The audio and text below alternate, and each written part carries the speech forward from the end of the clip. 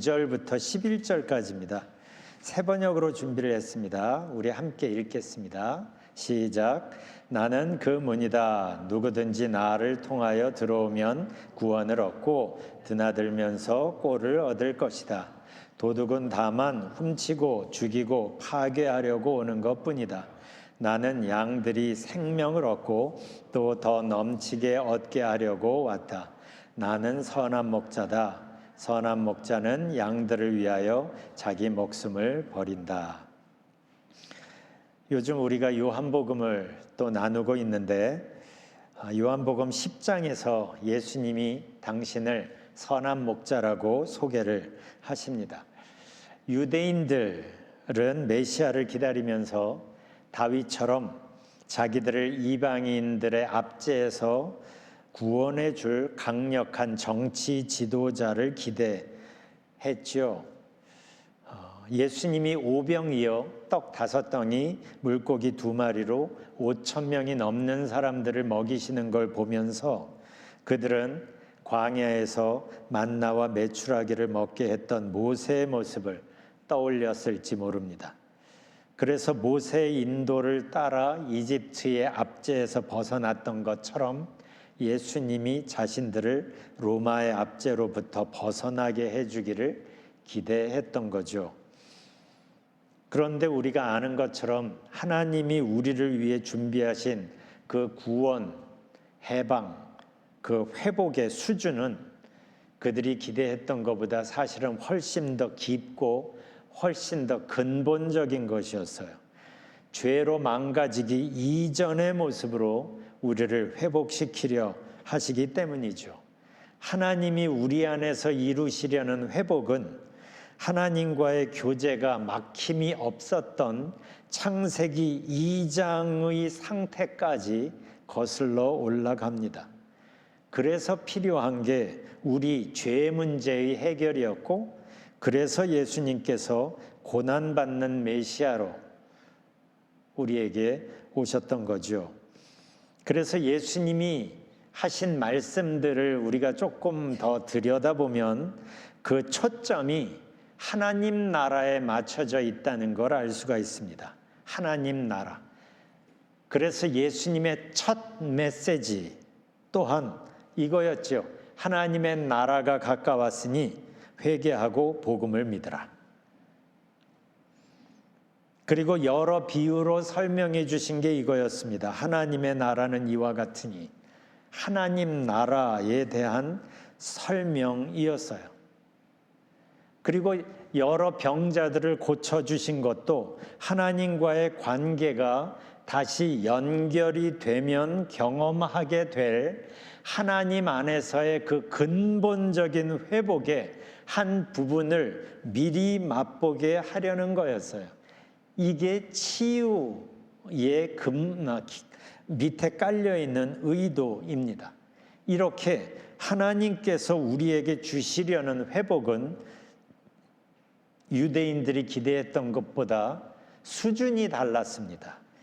나라의 독립 정도가 아니라 우리의 영원까지, 이 땅에서의 삶만이 아니라 영원까지를 염두에 둔 회복이기 때문이에요. 요한복음 10장 7절에서 예수님은 당신을 또 다른 이미지로 설명을 하시는데 7절을 보면 내가 진정으로 진정으로 너에게 말한다. 나는 양이 드나드는 문이다. 나는 양이 드나드는 문이라고 당신을 설명합니다. 그러면서 양들이 예수님을 통해 누리게 되는 혜택을 말씀하시는데 9절, 누구든지 나를 통하여 들어오면 구원을 얻고 드나들면서 꼴을 얻을 것이다.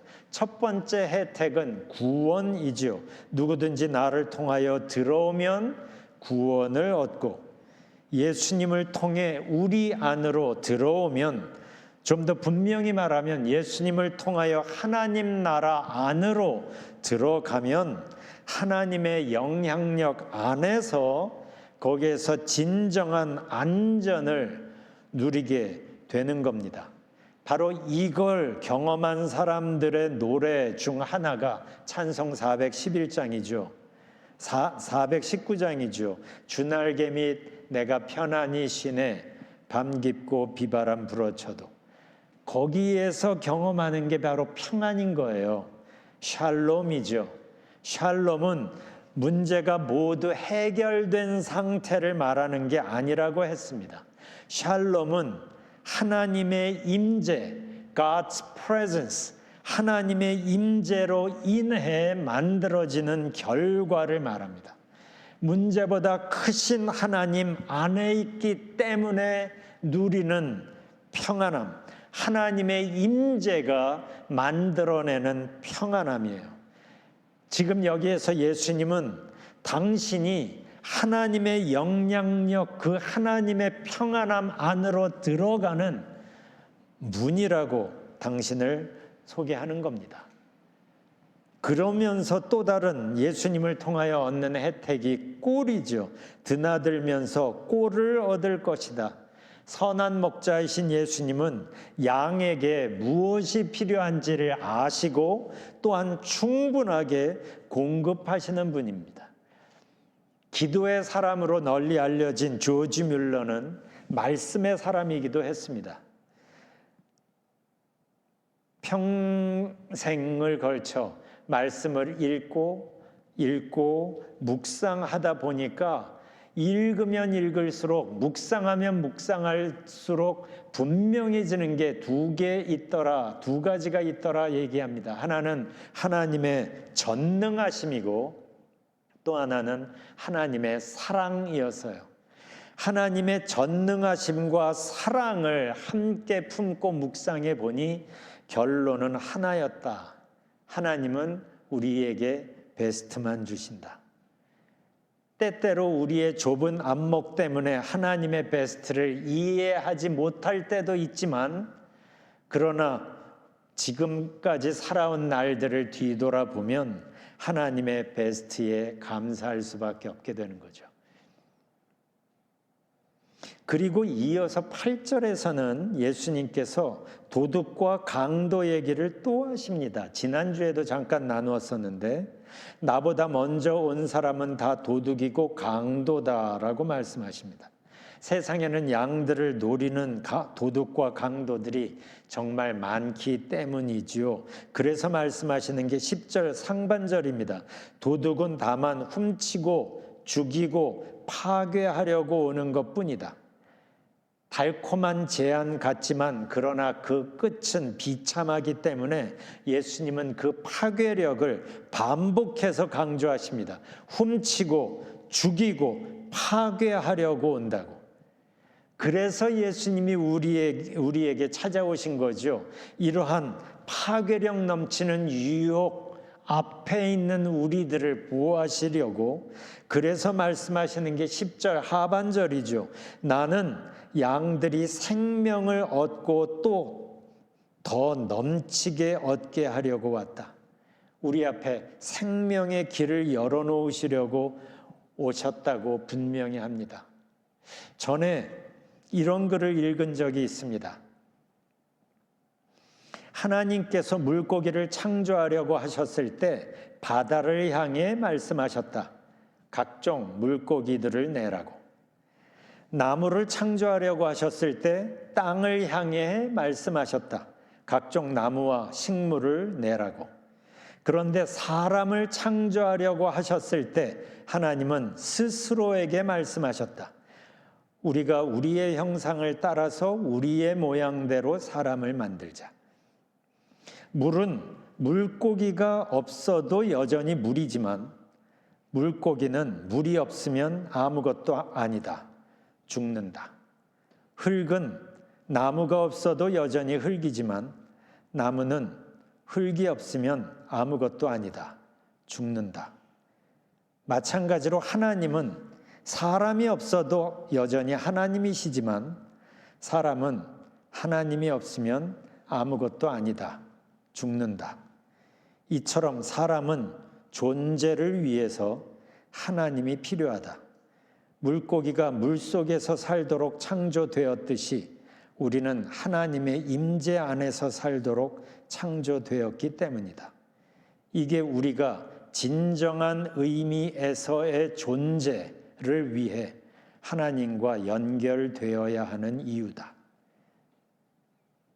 바로 이게 예수님이 오신 이유이기도 하죠. 양들이 생명을 얻고 또 더 넘치게 얻게 하려고 우리 존재의 근거이신 하나님과 다시 연결되게 하시려고, 그래서 하나님이 맨 처음 우리를 창조하셨을 때 우리에게 주시려고 계획하신 그 수준의 삶, 그 모습의 삶을 우리가 실제로 회복해서 다시 살게 하시려고, 바로 그걸 예수님께서 말씀하시는 게 생명 넘치는 삶, 풍성한 삶인 겁니다. 예수님은 그 생명 넘치는 삶으로의 변화를 우리에게 보여주고 싶으셨던 것 같아요. 그래서 요한복음 5장에서 예수님은 38년 된 병자를 일부러 찾아가십니다. 이 병자를 길에서 우연히 본 게 아니라 이 병자에게 찾아가십니다. 우리가 몇 달 전에 이 부분을 나누었는데 기억하세요? 이 사람은 38년 동안 병에 짓눌리면서 사실 산다고 하기 힘들 만큼 비참한 모습이었죠. 그런데 하나님이 보시기에는 우리 모습이 이 병자와 크게 다르지 않은 겁니다. 이 스토리의 메시지는 이거죠. 예수님께서 그에게 찾아가셨고 예수님께서 그를 회복시키셨고, 그래서 이 사람은 다시 희망을 품을 수 있는 전혀 새로운 삶을 시작하게 되었다는 점이에요. 전에는 정말 죽지 못해 사는 삶이었지만 예수님께서 그를 찾아가셨고, 그래서 예수님 때문에 그의 삶이 바뀌었고, 그래서 그는 다시 희망을 품을 수 있는 전혀 새로운 삶을 예수님을 통하여 시작하게 됩니다. 바로 이 변화를 만드신 그분께서 같은 이유로 이번에는 우리에게 찾아오시는 거예요. 생존을 위하여 애쓰는 우리들에게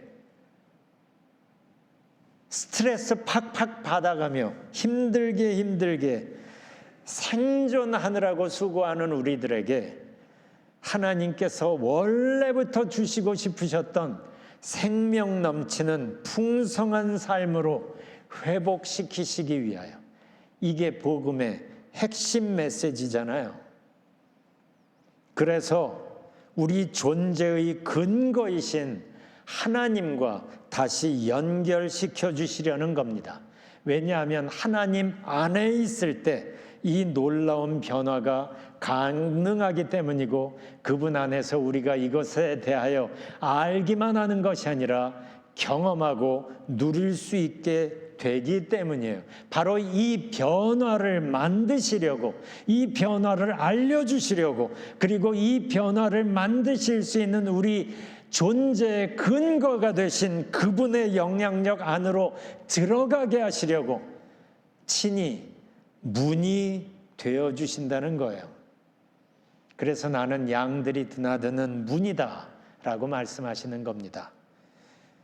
9절 10절, 누구든지 나를 통하여 들어오면 구원을 얻고 드나들면서 꼴을 얻을 것이다. 나는 양들이 생명을 얻고 또 더 넘치게 얻게 하려고 왔다. 여러분들이 예수님을 믿는다면 이 말씀이 요한복음 한 구절이라고만 받아들이지 말고 이 말씀이 나를 향한 말씀으로 받으십시오. 예수님을 믿는다면 이 변화는 구원이라는 패키지 안에 이미 들어있으니 우리는 이 변화를 맛봐야 하고 누리며 살아야 하는 거예요. 누구든지 주 안에 있으면 멸망치 않고 영생을 얻으리라 하셨잖아요. 그 영생에 대하여 이해하려고만 하는 게 아니라 그 영생을 예수 안에서 맛보셔야 되는 거잖아요. 그게 믿는 거잖아요. 이 엄청난 변화, 이 엄청난 회복을 우리 한 사람 한 사람이 맛보고 누리게 하기 위해서 예수님께서 친히 감당하셨던 게 있죠. 바로 그걸 말씀하시는 게 11절입니다. 11절에서 예수님이 당신을 이렇게 소개하세요. 나는 선한 목자이다. 선한 목자는 양들을 위하여 자기 목숨을 버린다. 생각해 보세요. 사실 이건 굉장히 충격적인 자기소개입니다. 이 말씀이 사실 우리에게 굉장히 익숙해서 당연한 듯이 우리는 읽고 받아들이지만 생각해 보세요. 아무리 양이 중요하다고 해도 자기 목숨과 바꾸는 목자는 없습니다. 다윗은 양들을 지키기 위해서 곰이랑 사자랑 싸운 적도 있다고 사울 왕에게 얘기하는 장면이 나오죠. 그런데 생각해 보세요. 이 얘기를 그 아버지가 들었다면 분명히 혼났을 철없는 행동입니다. 양 지키겠다고 목숨을 걸고 맹수들과 싸운 걸 잘했다고 할 아버지는 없습니다. 양이 아무리 귀하다고 해도 아들보다 귀할 수는 없기 때문이죠. 그런데 예수님이 말씀하십니다. 요한복음 3장 16절 하나님께서 세상을 이처럼 사랑하셔서 외아들을 주셨으니 NIV로 보면 For God so loved the world that He gave His one and only Son. 그것도 죄로 가득한 세상을 구하겠다고 당신의 아들을 주신 겁니다. 예수님도 본문에서 양들을 구하기 위해 위험을 무릅쓴다고 말씀하시지 않습니다. 버린다라고 말씀하세요. 선한 목자는 양들을 위하여 자기 목숨을 버린다. 양들에게 풍성한 삶을 주시기 위해서 하나님이 준비하신 그 어마어마한 회복을 양들이 누리게 하기 위하여 당신이 무엇을 해야 하는지 아셨기 때문이죠. 그래서 바울은 로마서에서 이렇게 말합니다. 로마서 5장 7절 의인을 위해 죽는 사람은 거의 없습니다. 간혹 선한 사람을 위해 죽겠다고 나서는 사람이 있을런지는 모르겠습니다. 8절 그런데 그리스도께서는 우리가 아직 죄인이었을 때 우리를 위해 죽으셨습니다. 이것으로써 하나님께서는 우리를 향한 그분의 사랑을 나타내셨습니다. 개역 성경을 보면 확증하셨느니라 라고 얘기하죠. 우리를 향한 하나님의 사랑을 확증하셨다는 거예요. 죄인인 우리들을 위하여 당신의 아들을 죽기까지 내어놓으시면서 내가 너희를 이만큼 사랑해, 정말 사랑해 확증하셨다고 이야기를 합니다. 이어서 예수님은 12절에서 삭군 목자 얘기를 다시 합니다. 삭군은 목자가 아니요 양들도 자기의 것이 아니므로 이리가 오는 것을 보면 양들을 버리고 달아난다. 이 말씀 때문에 우리는 삭군 목자에 대하여 나쁜 이미지를 가지고 있습니다. 그런데 생각해보면, 상식적으로 생각해보면 사실 그들은 나쁜 사람들이 아닙니다. 아무리 양이 귀해도, 아무리 자기 양이라고 해도 양을 지키겠다고 자기 목숨까지 버리는 것은 상식적이지 않습니다. 그래서 유대교 전승문헌인 미시나에서도 이리 한 마리가 공격해 오면 삭군 목자는 맞서 싸워야 하지만 2마리 이상일 경우에는 피할 수 없는 사고로 간주해서 그에게 책임을 묻지 않도록 되어 있어요. 무슨 뜻입니까? 목자의 목숨이 더 중요하기 때문이에요. 이게 상식입니다. 여기서 알 수 있는 것은 우리를 향한 예수님의 사랑은 우리 보통의 상식을 넘어선다는 사실이죠. 죄인을 구하겠다고 자기 목숨까지 버리는 것은 상식적이지 않습니다. 뭐가 더 귀하고 중요한지 계산이 안 맞는 행동입니다. 그런데 바로 이게 예수님이 보여주시는 하나님의 사랑이에요. 생각해 보세요.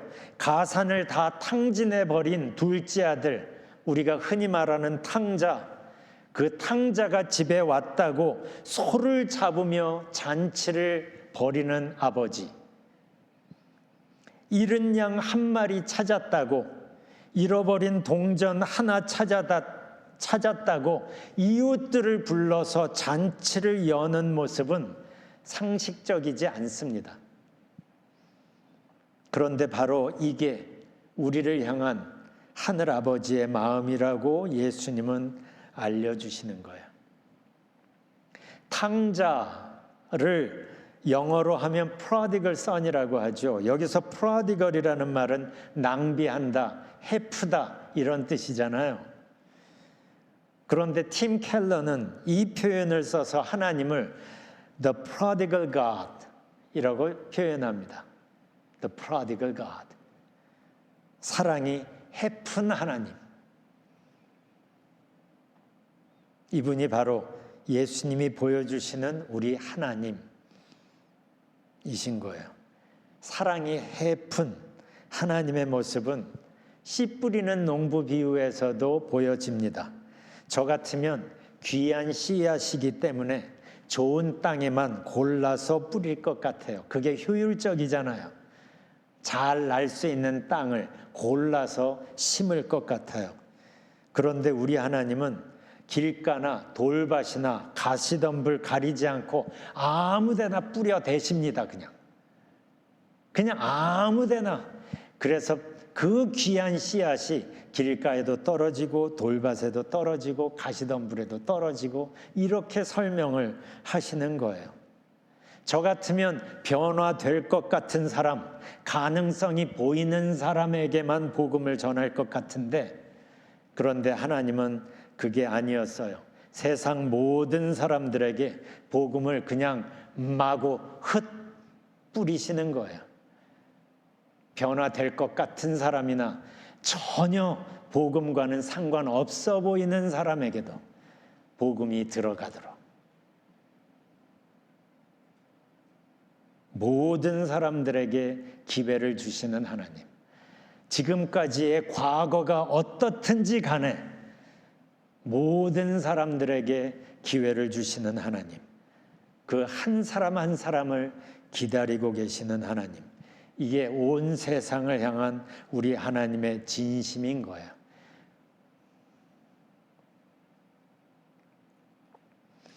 성경이 묘사하는 우리의 모습은 사실 스스로 목자를 버리고 떠난 양들입니다. 목자가 이래라 저래라 하는 게 싫어서 자기 마음대로 살겠다고 떠난 사람들입니다. 이기적이고 교만하고 고집센, 여기저기 굴러먹다 보니 때도 묻고 추해진 모습입니다. 그런데 이사야는 이렇게 말합니다. 우리는 모두 양처럼 흩어져 제 갈 길로 갔으나 여호와께서 우리의 모든 죄짐을 그에게 지게 하셨다.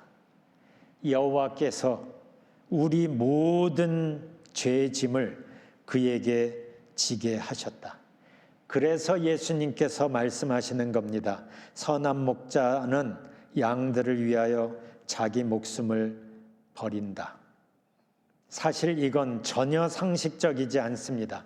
그렇지만 이렇게 하시는 분명한 이유가 있습니다. 어떤 대가를 치러서라도 우리에게 생명 넘치는 풍성한 삶을 꼭 주고 싶으신 겁니다. 얼만큼이요? 그걸 보여주는 게 십자가예요. 이만큼. 내가 너희에게 이런 대가를 치러서라도 생명을 주고 싶어. 죽지 못해 사는 삶이 아니라 힘들게 버티며 사는 삶이 아니라 생명 넘치는 삶, 내가 애당초 너를 빚으면서 너를 내 형상으로 만들면서 원래부터 계획했던 너의 오리지널 이미지를 회복하고 살 수 있도록 이만큼 대가를 지불해서라도 너에게 꼭 주고 싶어. 이 메시지를 담은 게 십자가입니다. 그래서 이 하나님의 마음을 아는 사람은 Amazing Grace라고 말하는 거죠. 바울은 이 사랑을 이렇게 표현합니다. 로마서 8장 31절. 이 점에 대해 우리가 무엇이라고 말할 수 있겠습니까? 하나님께서 우리 편이시라면 누가 우리를 대적하겠습니까? 하나님께서 우리 편이시라면 누가 우리를 대적하겠습니까? 이어지는 32절 같이 읽어보죠. 시작. 자기 아들까지도 아끼지 않고 우리 모두를 위해 내어주신 분께서 그 아들과 함께 우리에게 모든 것을 은혜로 주지 않으시겠습니까? 자기 아들까지도 아끼지 않고 우리 모두를 위해 내어주신 분께서 뭘 아끼시겠습니까? 생각해 보십시오. 뭘 아끼시겠습니까? 우리에게 얘기하는 거예요. 지금 이게 우리가 받고 있는 하나님의 사랑입니다. 예수님께서 당신의 생명을 버리시면서 우리 앞에 열어놓으신 하나님의 사랑, 하나님의 생명입니다. 이 사랑을 받고 있는 하나님의 자녀들로서 이제는 어떻게 살까? 이게 우리가 하나님 앞에 보여드려야 할 반응입니다. 바울은 고린도후서 5장에서 이렇게 말합니다. 누구든지 그리스도 안에 있으면 그는 새로운 피조물입니다. 옛 것은 지나갔습니다. 보십시오, 새 것이 되었습니다. 누구든지 그리스도 안에 있으면 그는 새로운 피조물입니다. 우리가 예수님을 믿으니 우리가 예수님 안에서 이제는 새로운 피조물입니다. 더 이상 옛 것에 매여 있지 마십시오. 새로운 피조물로서 예수님과 함께 예수님 안에서 새로운 삶을 시작하면 좋겠어요. 그게 저 십자가를 향한 우리의 대답이어야 합니다. 누구든지 그리스도 안에 있으면 그는 새로운 피조물입니다. 옛것은 지나갔습니다. 보십시오, 새 것이 되었습니다. 우리를 새 것으로 만드시는 예수님 앞으로 이 시간 온 마음을 다하여 나아가기를 바랍니다. 잠깐 시간을 가집시다.